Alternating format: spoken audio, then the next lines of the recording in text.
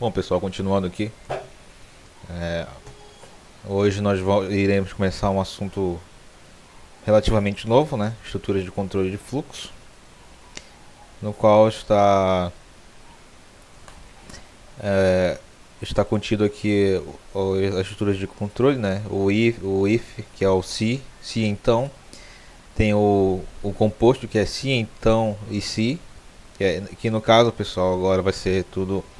Esses comandos serão em inglês por conta da linguagem de programação que iremos utilizar e vão logo se acostumando porque a maioria das linguagens a gente se comunica com o computador em inglês. Assim, com o tempo a gente se acostuma, né, e vai fazendo as coisas. E quando há dúvidas, nós pesquisamos aí na internet e fazemos o que deve ser feito, né, com relação à lógica. Que, como eu falei logo no início do curso, né, o mais importante é você ter a lógica. Com a lógica, você pode passar para qualquer outra linguagem de programação a sua lógica, na estrutura correta, logicamente. Claro. Continuando aqui. Bom, nossas primeiras impressões aqui é estruturas de controle de fluxo. Os comandos de controle de fluxo são a essência de qualquer linguagem. Como vimos lá, né? É o que a gente mais utiliza. No caso, a gente não vai implementar programas só, por exemplo, fazendo a média de uma turma, né? Vai ter muito mais coisas e a gente vai utilizar muito, né, essas estruturas de controle. Então, só para deixar aqui em destaque, né? Eles são a essência, né? Então, em qualquer linguagem de programação você vai ter essa estrutura básica aqui de estrutura de controle, né? Bom, elas governam o fluxo da execução do programa. Isso também é importante destacar. Fluxo da execução. Que no caso elas que dão as funções para que o programa resolva o problema, né, que nós queremos. Logicamente que é em conjunto com todas aquelas partes que nós vimos, né, tipos de dados, identificadores, mas o ponto que deve ser ressaltado são os processamentos que devem ser feitos, né, as comparações e o fluxo em si mesmo do programa que ele vai tomar. São poderosos e ajudam a explicar a popularidade da linguagem. Bom, como vimos, né, o C, nas características que nós vimos lá no início, né, ele é destacado pela simplicidade e a robustez, no caso, que no caso eu acho melhor colocar de acordo com o que nós listamos lá, simplicidade e uma linguagem de baixo nível. E isso aqui representa uma robustez, né, para o sistema, porque ele está lá perto da linguagem do computador mesmo, né, que são os zeros e uns. Então é mais eficiente. Vou colocar aqui em parênteses, né, eficiente. Desculpa, eficiente. São divididos em três categorias.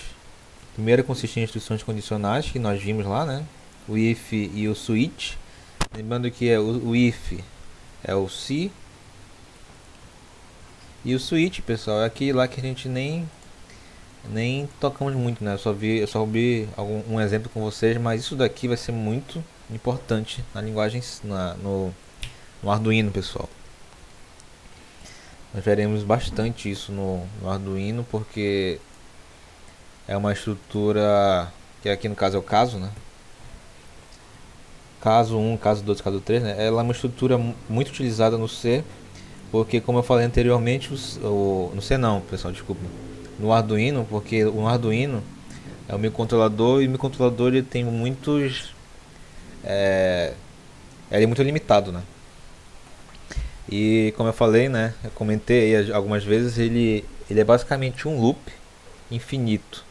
Mas nós devemos utilizar corretamente esse loop. E uma das utilizações que a gente deve fazer é justamente com o switch, que no caso a gente consegue gerenciar melhor a memória deles. Lembrando que aquela parte, primeira parte lá que eu mostrei para vocês, que é muito conceito sobre a memória, ela vai ser bastante utilizada também lá, né? Porque às vezes vai dar erro, não sabemos o motivo do erro e verificando o tamanho de memória ou as variáveis que estamos utilizando, chegamos à conclusão de que as variáveis que nós usamos também prejudicam, também influenciam na eficiência do programa lá no Arduino. Mas enfim, vamos continuar aqui com o início aqui, né? A segunda são os comandos de controle de loop, que no caso aqui é o while, né? Esse daqui, pessoal, em inglês, né? Enquanto. Assim, pessoal, logo no início vai ter muita dificuldade por conta do inglês, né? Mas dê uma olhada lá no Google Translate e a gente vai driblando essa dificuldade. No início eu também senti muita dificuldade, que são os primeiros contatos, né? Esse for aqui, pessoal, é o para. Ele também vai ser bastante utilizado aqui no C. E o do while, que é basicamente o repita, pessoal. É o repita. Lembrando lá que o enquanto ele tem um comparador dele no início, né? O para tem controle com variáveis, né? E o nosso do while, que é o repita, ele tem o controle de repetição no final, né? Caso não recordem, dê uma olhada lá nas últimas aulas, que lá tem eu fiz até exercício também na aula extra, né? Do dia 9, que era ponto facultativo. Dei uma olhada lá, que eu também usei bastante essas três estruturas aí. E são importantes, né? Aqui no C agora, só que em outra sintaxe, em outro formato. O while, o for e o do while. Além do se, que é o if, e o switch, que é o caso. É bom vocês irem se acostumando, porque nas outras linguagens basicamente é a mesma coisa. Do while, if, switch. Terceira contém instruções de desvio incondicional, que no caso aqui, pessoal, desvio incondicional nós não vimos lá no Portugal, mas é fácil de entender isso aqui. O desvio condicional é o go to, né? No caso, a gente vai ver isso aqui depois, né? Mas é basicamente o nosso break. O break, como o pessoal que está acostumado já com inglês, né? O break é o pare. Nós podemos muito bem aqui no C instruir para que o programa pare, não importa o momento que ele esteja. Ele vai parar onde ele encontrar essa palavra break e vai para o final do algoritmo, que é fechando o colchete. Talvez a gente veja isso, né? Mas o principal são esses primeiros aqui, né? Que é justamente o que nós vimos também no Visual G, na lógica de programação. Isso daqui é só para mostrar que nós também utilizamos em outras linguagens de programação e que vocês já estão habituados com essa estrutura. Vocês só vão basicamente passar isso do português para o inglês e respeitar, logicamente, a sintaxe da linguagem de programação que vai ser utilizada, beleza? Bom, continuando aqui, pessoal, vamos iniciar aqui com a primeira estrutura de controle de fluxo, é o if. Bom, semelhante ao Visual G, né, que é o se e o então, ele é basicamente dessa forma. Temos aqui o if, colocamos a nossa condição e logo após o comando. Se não, vai ser feito outro comando. Se a condição avaliar em verdadeiro, qualquer coisa menos zero, o computador executará o comando, como eu falei, né? Ele executará esse comando ou o bloco de comandos, né? De outro modo, se a cláusula, pessoal, temos aqui uma nova palavrinha, né? Cláusula if else. Cláusula é o padrão que será feito aqui no linguagem C. A cláusula else existir. Que no caso, pessoal, se caso isso daqui não for acatado, se isso não for verdade, ele vai ignorar esse comando, ele vai direto para o próximo comando, se não, o próximo comando. O computador executará o comando ou o bloco que é o seu objetivo.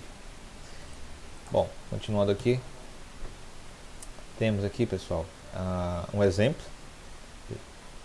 Esse exemplo aqui, antes de nós compilarmos, né? Lembrando que isso daqui é a nossa função principal. E da mesma forma que temos o início algoritmo, e aqui nós temos a declaração variável. É só para nós lembrarmos aqui a estrutura do C, pessoal. Eu fiz alguns exercícios, né, alguns exemplos no caso, na última aula. E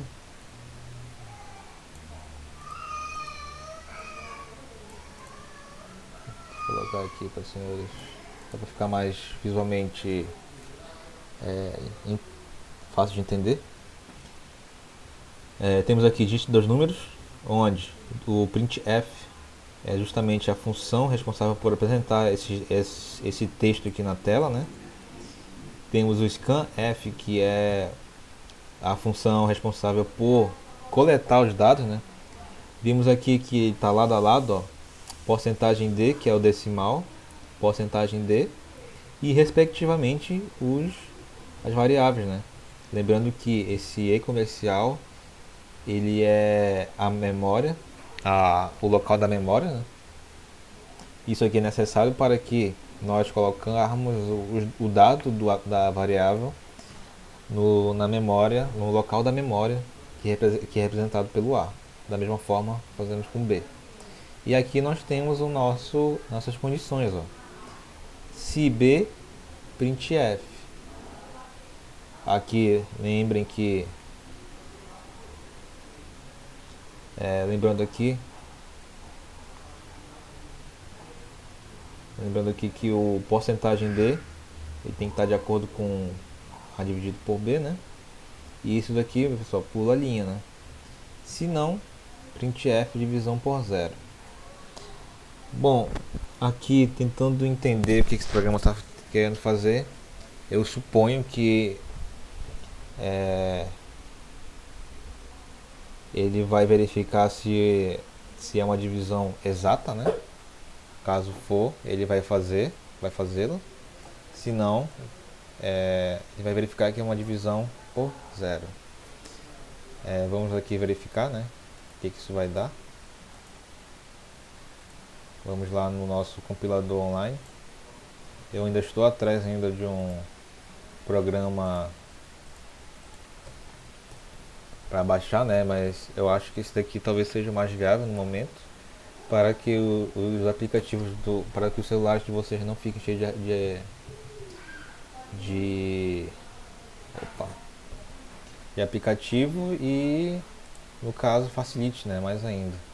Eu testei isso aqui no meu celular, né? A única coisa ruim que eu achei foi a tela, né? Ele fica pequena a tela. Vamos ver o que vai acontecer, pessoal. Vamos dar aqui o run, ou F9, né? O run é executar, também está em inglês. Bom, aqui ele já está pedindo os dois números, né? Eu acho que vai ficar... Eu acho que é assim, né? Bora ver o que vai dar.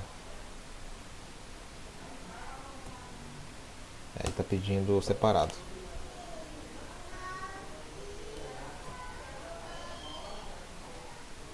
Bom, ele executou,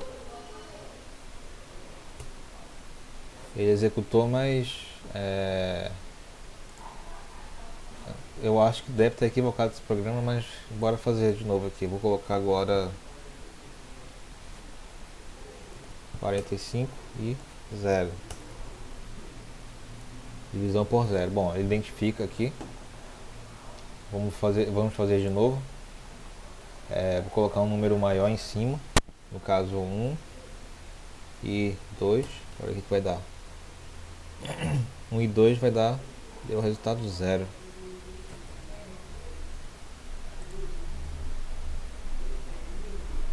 Vou colocar agora 12 e 4. Deu 3. Bom, ele está fazendo a divisão. Recordem aqui, ó. Ele só identifica